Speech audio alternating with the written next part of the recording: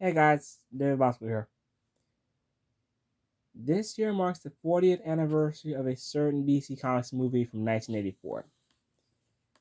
And of course, this could be either a good thing or a bad thing, because some people say it's the most bizarre, weird, and not so good of the Superman movies.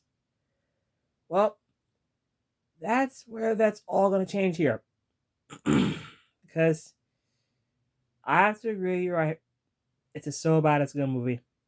Now, tonight's film I have is from 1984, and it is the fourth installment of the Superman film series from Christopher Reeve, with Alexander Ilya as the producers. And that movie is 1984's Supergirl.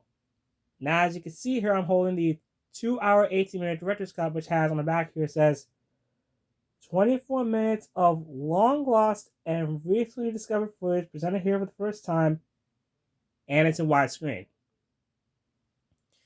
Now, I have watched this when I got this from like nearly 2 years ago.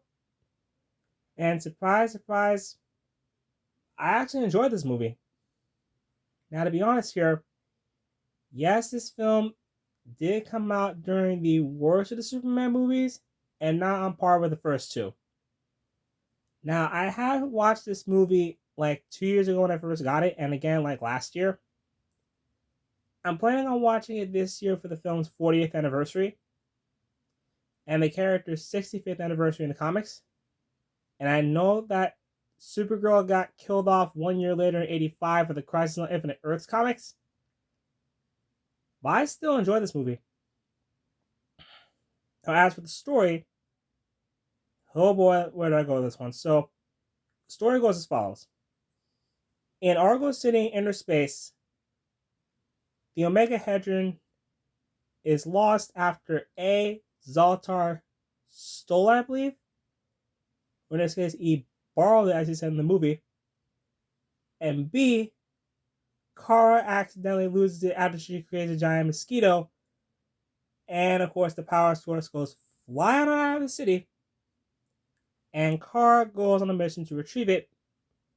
And of course, she becomes Supergirl, where she learns her powers and of course flies around for the first time.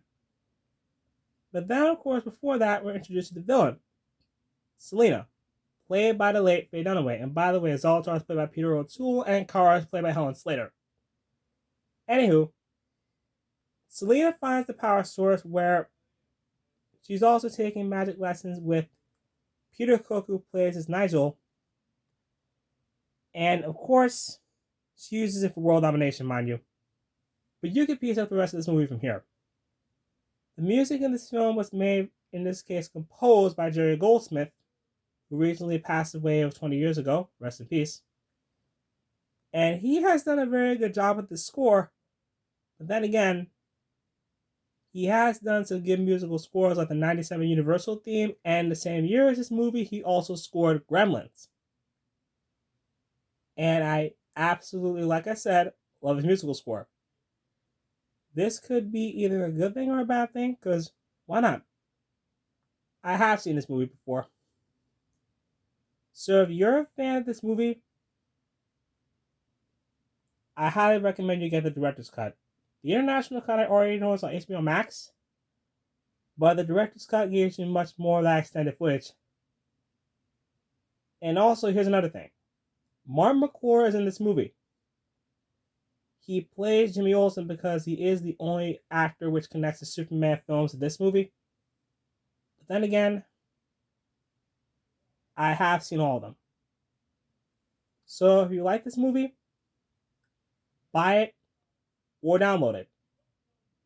And if you like this movie, be sure to go ahead and follow any source of media. In this case, try to go ahead and look online for Amazon if they have it.